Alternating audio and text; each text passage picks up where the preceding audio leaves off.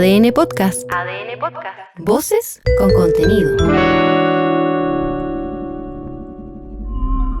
ADN Podcast y el Museo OVNI de La Serena presentan Luces en el Cielo, un podcast de otro mundo.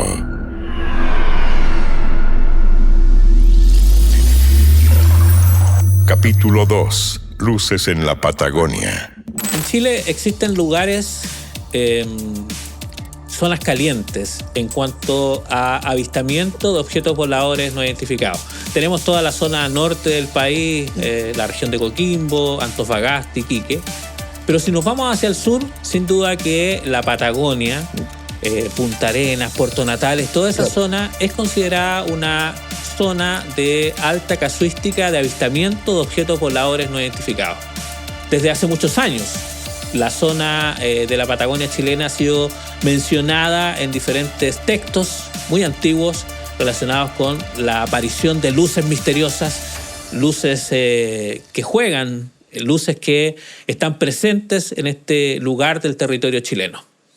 Hoy, en Luces en el Cielo, de ADN y el Museo OVNI de La Serena, vamos a hablar justamente de lo que ocurre en esta zona de nuestro país, lo que ocurre en la Patagonia, y lo vamos a hacer con un investigador, un ufólogo, una persona que ha dedicado gran parte de su vida a investigar estos misterios, que es director de una de las agrupaciones más importantes de nuestro país, AION, y que en el último tiempo se ha ido justamente a la Patagonia a hacer investigación en terreno. Me refiero a Rodrigo Fuenzalía, a quien saludo. ¿Cómo estás, Rodrigo? Bienvenido. ¿Qué tal, Cristian? Feliz, contento de estar acá en el podcast. Y bueno, y haciendo honor un poco a la Patagonia en tanto riqueza, tanto histórica como casuística. Así es. Bueno, quiero partir, por supuesto, para que nuestros amigos sepan cómo nace este interés de Rodrigo Fuenzalía por investigar este tema de los ovnis primero. Bueno, esto nace a raíz de un avistamiento que tuve siendo niño, estando acompañado con una amiga. Vimos un ovni a no más de 15 metros de distancia sobre nuestras cabezas que estuvo detenido y que reacciona a la hora que mi amiga se pone histérica cuando ve eso.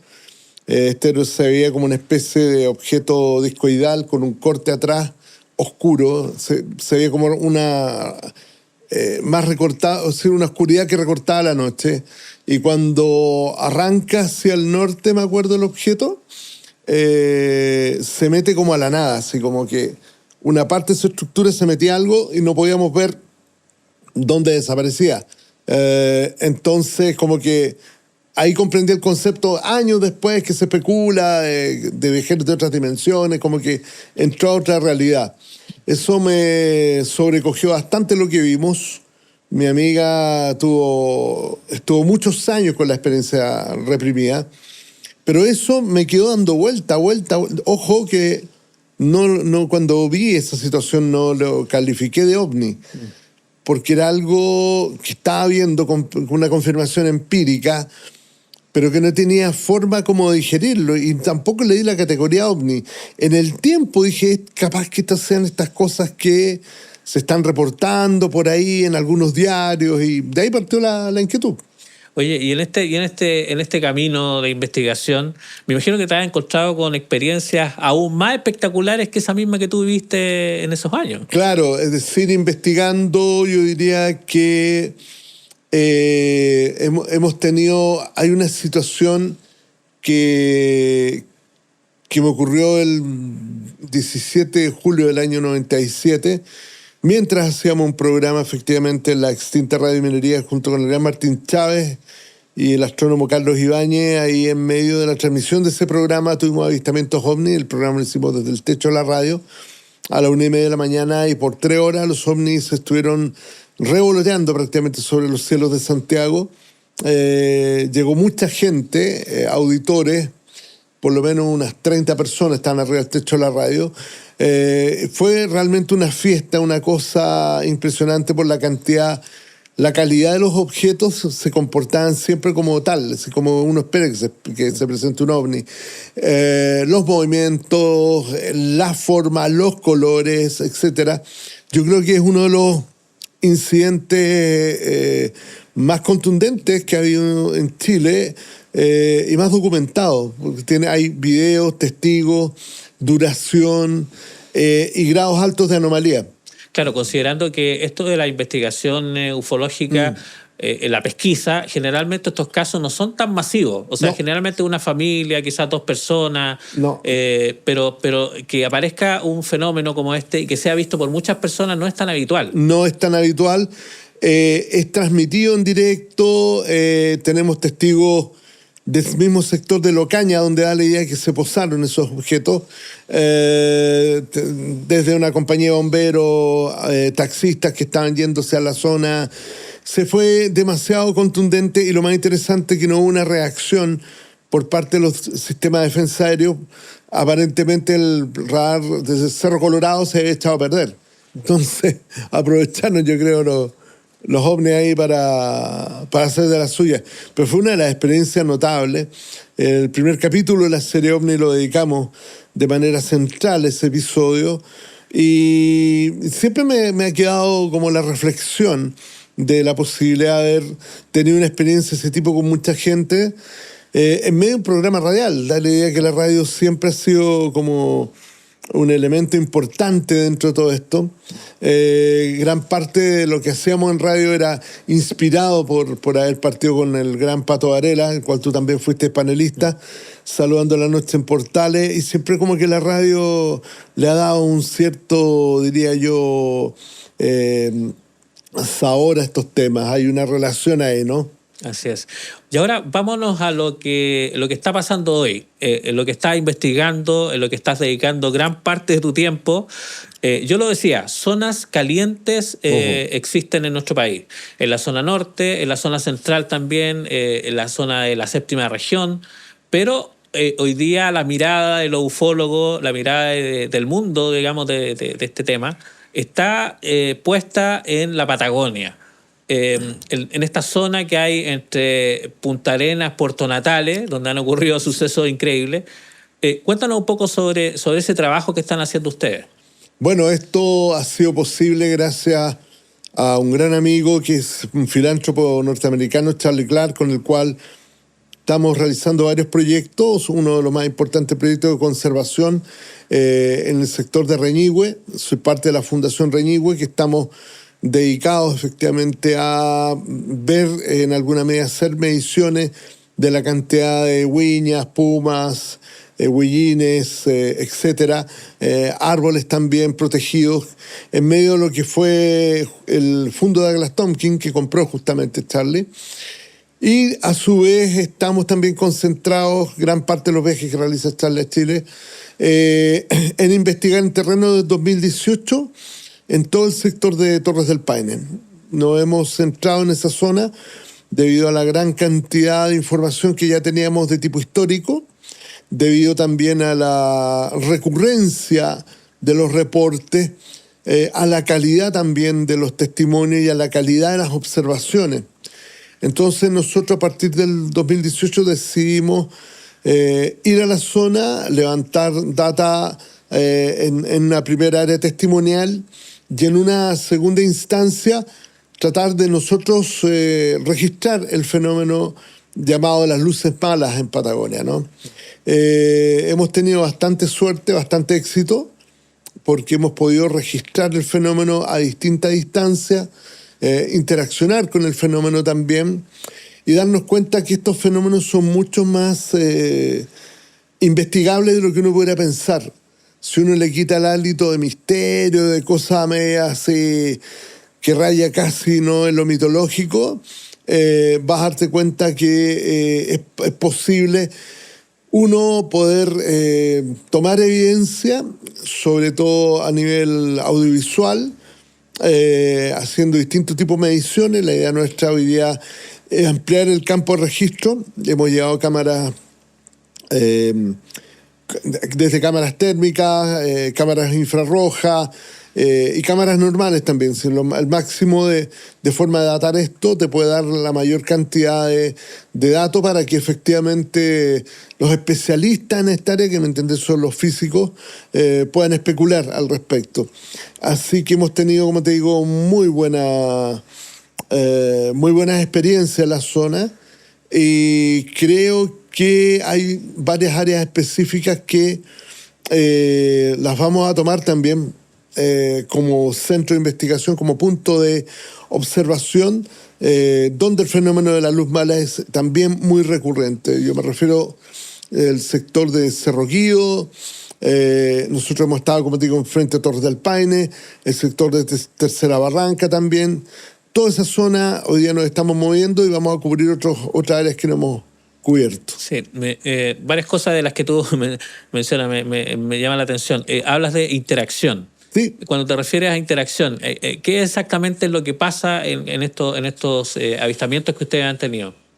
Hay un fenómeno que me llamó la atención, que después lo vi replicado y conversando con Erling Strang del proyecto Hesdalen en Noruega, que es el proyecto de detección de fenómenos aéreos no identificados, a mi entender, que tiene mejor datación en el mundo. Hemos podido, por ejemplo, estimular al principio partíamos con láser, veíamos estas luces, tratamos de apuntarlo con los láser y hacer secuencias de origen matemático, así, con la finalidad de ver cómo era la reacción de esto.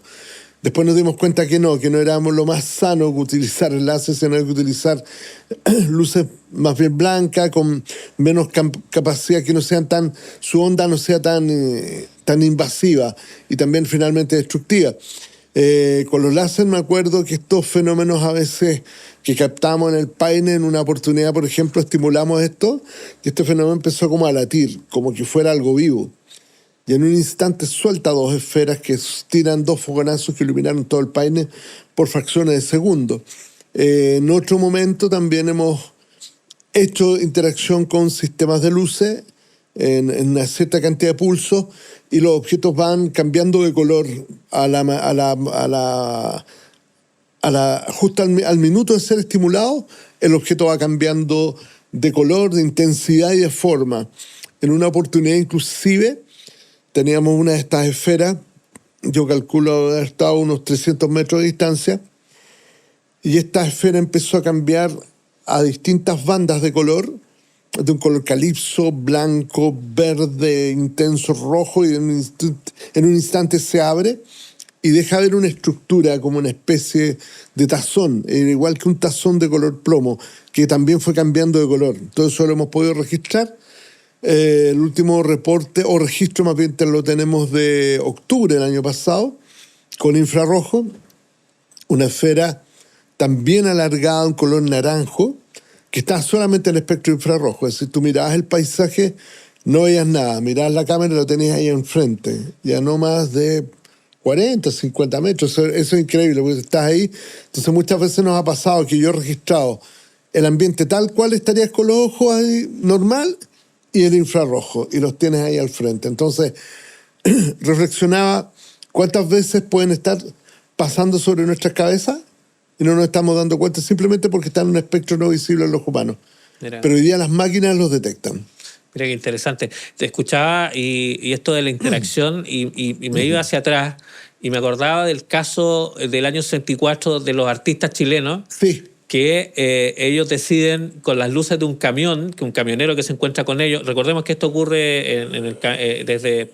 Ellos venían saliendo de una salitrera de Victoria, exacto, con destino a Antofagasta, y se encuentran con estas luces que los acompañan en el camino, se encuentran con un camionero, sí, y deciden hacerle cambio de luces con las luces del camión. Y en ese momento ellos se dan cuenta que estas luces comienzan también a tener un comportamiento inteligente, a juicio de ellos.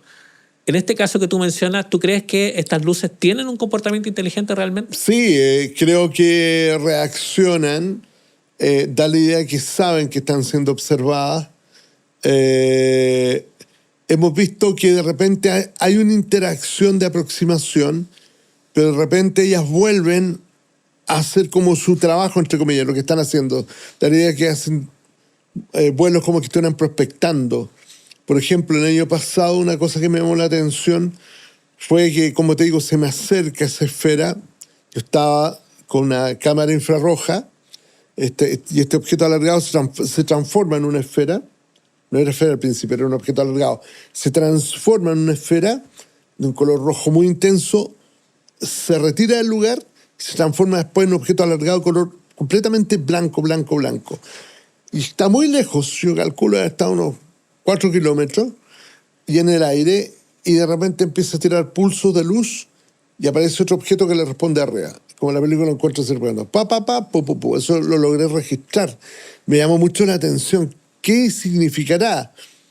¿Qué estarán haciendo? Es decir, es un misterio, pero por lo menos hemos registrado esa interacción y como que estuvieran, insisto, haciendo algún tipo de prospección a toda la zona. Ahora, la experiencia quizás más potente que dentro de todas estas locuras fue el 2023, donde tuve la posibilidad de captar la luz mala o los fenómenos de esferas en un sector llamado Tercera Barranca, no más de 40 metros de distancia. Pero ahí estaba visible a los humanos. Ahí fue interesante porque estaba visible a los humanos, pero la cámara era al revés, no lo registraba. Sin embargo, tuve que tomar una linterna táctica, encenderla y ver cómo esta linterna chocaba la esfera, y ahí empecé a captarla. Y ahí fue muy, muy interesante porque mientras más alumbraba la esfera, como que se quedaba quieta. Le quitaba un poco la luz, se desplazaba de un lado para otro, de arriba hacia abajo, y con 2 perros pirineos que le ladraban así, guau, guau, guau, de una manera increíble. Eso fue un fenómeno muy interesante porque confirmaba mucho de lo que se enseña en ufología, que a veces previo al avistamiento los animales reaccionan. Sí. Y acá tenía a los perros vueltos locos. Y le ladraban, era el tamaño de una pelota de fútbol. Y por lo menos dejé un registro de eso. Entonces, es un laboratorio muy, muy vivo. Sí, iba a mencionar algo. O sea, siempre se criticaba a la ufología porque estos temas y esta evidencia generalmente no era posible llevarla quizá a un laboratorio o que fuera analizada por la ciencia. A partir de este trabajo que ustedes están haciendo, ustedes pueden tomar esta información y entregársela a la ciencia. Exacto. Tú bien lo has dicho. Y eso en los 80 lo confirmó Heine cuando va a Hessdalen. Y él dice, el proyecto Hessdalen nos demuestra que este fenómeno es tan seguible o verificable y lo podemos datar como quien trabaja observando erupciones volcánicas, sí, etc. Recordémosle a nuestros amigos ¿cuál es el proyecto Hessdalen? Hessdalen es un proyecto que comenzó en los 80, el año 83, con una frecuencia de observaciones de luces anómalas en esta región, que no son más de 15 kilómetros cuadrados. Y 2 investigadores, Erlen Strand y Leif Hebig, coordinaron a 40 ufólogos de allá en Noruega que fueran a Hessdalen, y estuvieron 15 días. Y cada ufólogo logró registrar las luces, es decir, tuvieron 40 registros y a partir de eso dijeron, wow, esto es más registrable de lo que uno pudiera pensar, pero datémoslo científicamente. Entonces instalaron cámaras con sensores térmicos, cámaras infrarrojas, radares, medios de campo electromagnético, etc. Y ellos comenzaron a obtener también información, pero cuantificable. Y esa información cuantificable fue presentada, en a mi entender, la mejor evaluación que se ha hecho del tema OVNI en el cónclave de Tarratown el año 97 en Nueva York. Esto lo organizó Lauren Rockefeller, y el que estuvo coordinando esto fue el desaparecido Peter Sturrock, astrofísico de Stanford. Creador justamente de su panel, el panel Sturrock. El panel Sturrock, exactamente. Y este fue el proyecto mejor evaluado.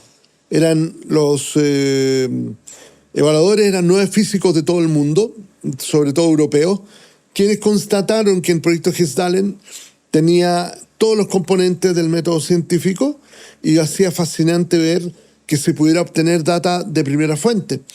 Y Erlen Strand, el director de Hessdalen, con él pertenecemos a una coalición mundial llamada ICERS, que coordina el esfuerzo de varios países del mundo, que tenemos como objetivo llevar el debate a Naciones Unidas, el tema de los ovnis, y en reuniones con Ernest Strang, él le fascina lo que está pasando en Patagonia, porque dice, es muy semejante a lo de Noruega, pero la diferencia es que ustedes tienen mucho más territorio y tienen mucho más fenómeno. Inclusive, tanto en Patagonia como en Hessdalen se han dado el fenómeno de los triángulos misteriosos. En OVNI hicimos un capítulo especial del Triángulo Última Esperanza, que es una extracción efectivamente de pasto, que está con una especie de triángulo isósceles. La champa de pasto está al lado del lugar de la marca esta. Esto fue descubierto en el 83, y en el 83 también en paralelo en Hessdalen se descubre un fenómeno igual, y con la champa de pasto al lado. Ahora, los noruegos fueron un poco más rigurosos, pesaron la champa, tenía 5 toneladas. Y esta no tiene que haber sido de menor tonelaje. Yo calculo que la va a caer en unas 2 toneladas, probablemente. ¿Estuviste tú hace poco? Sí, vamos todos los años a hacer como un saludo al Triángulo Última Esperanza, que está en la estancia Kark, quien cuida todo esto es Arturo Kruger, una gran persona que ha tenido muchos avistamientos ovni, él y su señora acá. Me señala que todos los inviernos, al igual que todos los lugareños dicen, en invierno el fenómeno es recurrente. 2 o 3 veces a la semana tienen apariciones en la semana. Sí, en la zona. Es decir, y los ven y se quedan a veces por horas los objetos ahí. Entonces, nosotros con Charlie queremos tomar por asalto ahora en invierno la zona. Estamos preparando un proyecto que te voy a hablar de él más adelante. Y una vez que lo tengamos concretado, lo voy a dar a conocer, donde la situación va a ser permanente. Entonces, que fue parte de mi último viaje que tuve ahora en Patagonia, fue justamente para unos terrenos interesantes. Hay que recordar que nosotros en el Museo OVNI tenemos un diorama que justamente muestra este triángulo de última esperanza, que es esta champa, digamos, de este triangular que es sacada, digamos, en un lugar de difícil acceso. O sea, no hay ninguna posibilidad de que haya ahí una máquina y que haya sacado eso, que haya ni siquiera una camioneta. O sea, no se puede llegar en vehículo. No se puede llegar. Bueno, te iba a preguntar algo. Tú decías la data y lo que se puede captar con las cámaras y todo esto. Pero ¿qué es lo que has podido pesquisar también en el testimonio de la gente que tiene esta experiencia? Tú hablas de las luces malas. ¿Qué te ha dicho la gente, los testigos que tienen estas experiencias? ¿Cómo la viven ellos? ¿Cómo se enfrentan a estas luces? Bueno, el hijo de Arturo Kruger me dice algo que yo comparto, que no es correcto decirle luz mala porque le coloca un adjetivo prejuicioso. Me dice, estas luces no son malas. Yo tenía 36 avistamientos. Inclusive él ha visto algo que hemos recopilado en testimonios que ven las luces salir desde los lagos principales que hay ahí, Lago Sarmiento, Toro. Pero cuando salen estas luces, una de las cosas más interesantes, y hemos recopilado ya varios testimonios, es que señalan que estas luces de repente se fusionan y se transforman en objetos concretos. En objetos que uno podría darle un carácter tecnológico.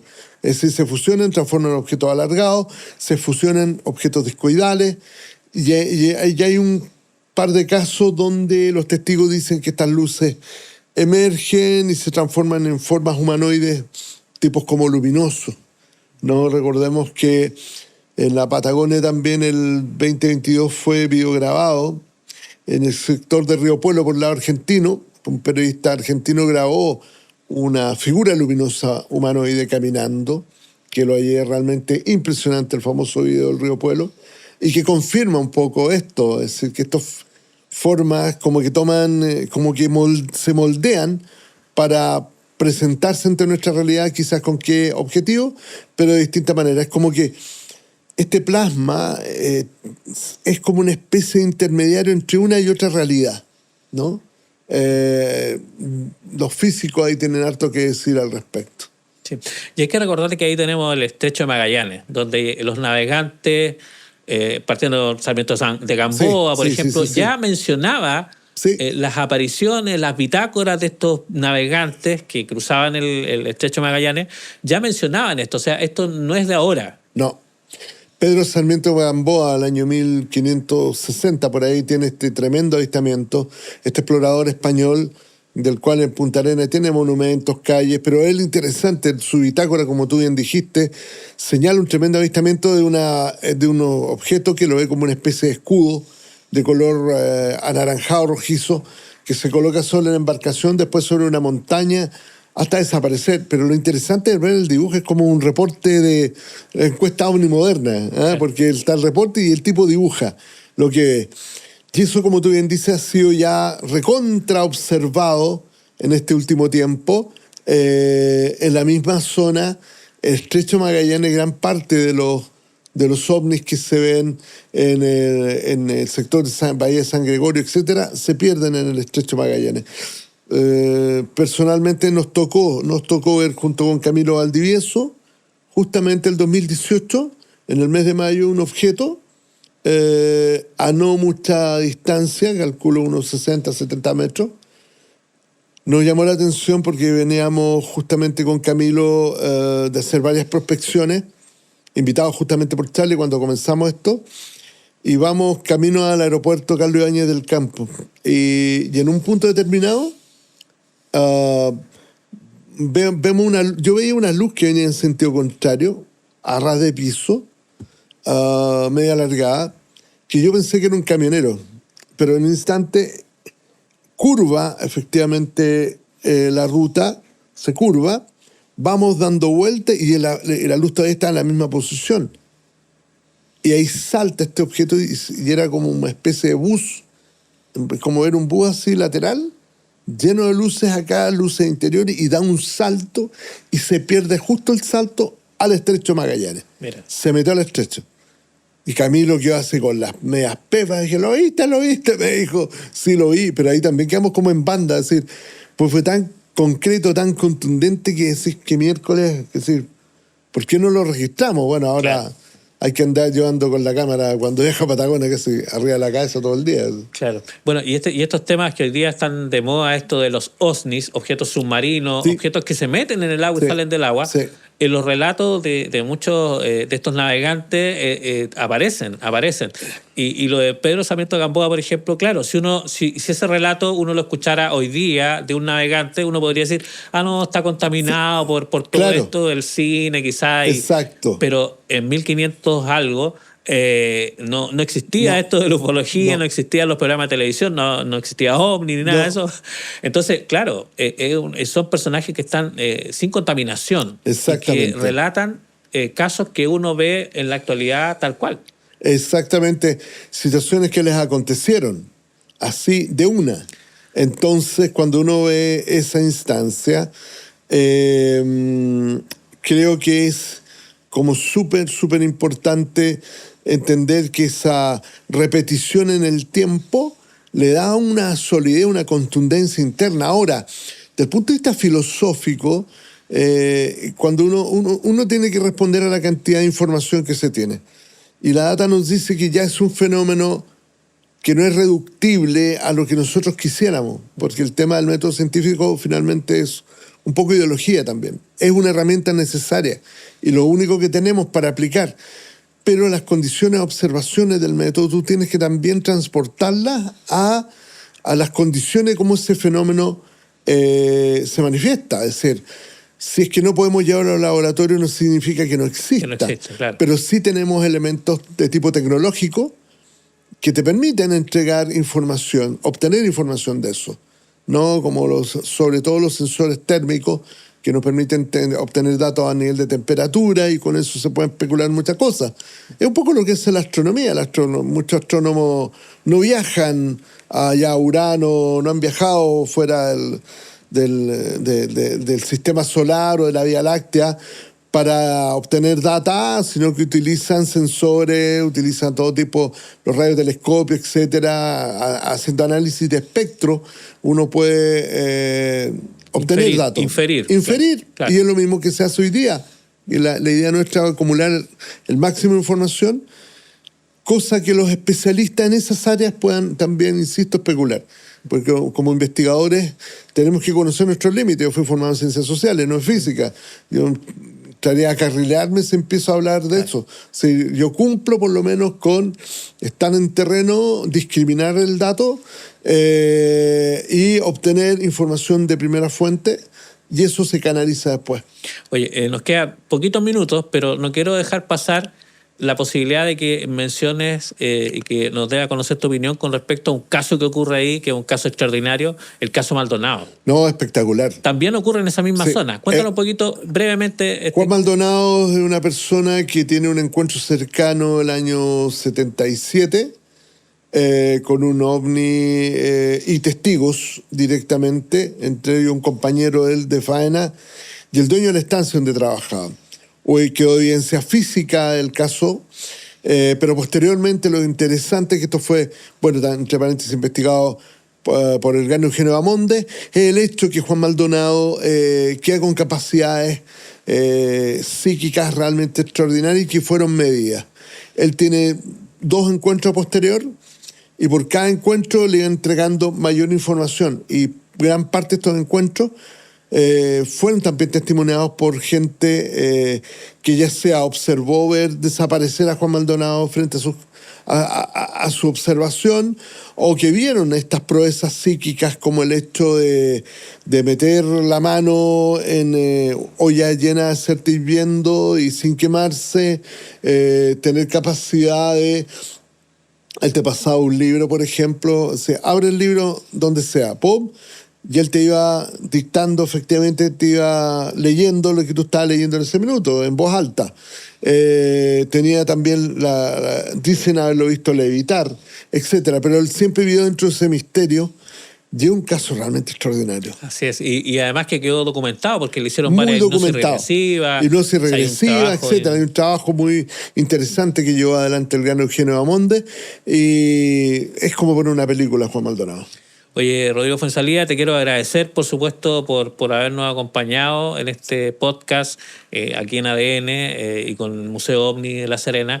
Por supuesto, dejarte invitado por una próxima oportunidad, porque yo sé que estás haciendo otras investigaciones en otros puntos del país también, pero esto de la Patagonia me pareció que es súper interesante poder destacarlo y, por supuesto, desearte el mayor de los éxitos para que esa investigación siga siendo parte, digamos, de lo que es la ufología.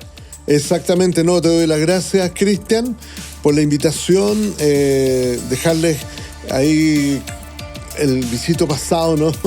Que miren los ojos de nuestro país con una mirada distinta, que dentro del misterio hay muchas cosas interesantes. El misterio nos permite ubicar nuevos recursos, no quedarnos dormidos, agilizar el intelecto, la imaginación, agilizar todos nuestros potenciales que nos permiten ser seres humanos. Y me pueden ubicar en mi Instagram, Rodrigo Fuenzalía Rodrigo Fuenzalía en Instagram, Rodrigo Fuenzalía o Rodrigo Fuenzalía H en mi canal de YouTube. Así es, así que todos los amigos ahí pueden seguir a Rodrigo Fuenzalía. Muchas gracias, Rodrigo. Gracias y a ustedes, amigos, por supuesto, dejarlos invitados para un próximo capítulo. Recordarles que todos estos capítulos están disponibles en ADN, por supuesto, y también en la página del Museo OVNI de La Serena. Un placer, como siempre, poder compartir con ustedes todos estos temas y será hasta una próxima oportunidad. Un abrazo, que estén muy bien. Chao, chao. Luces en el Cielo es un podcast de ADN Podcast y el Museo OVNI de La Serena.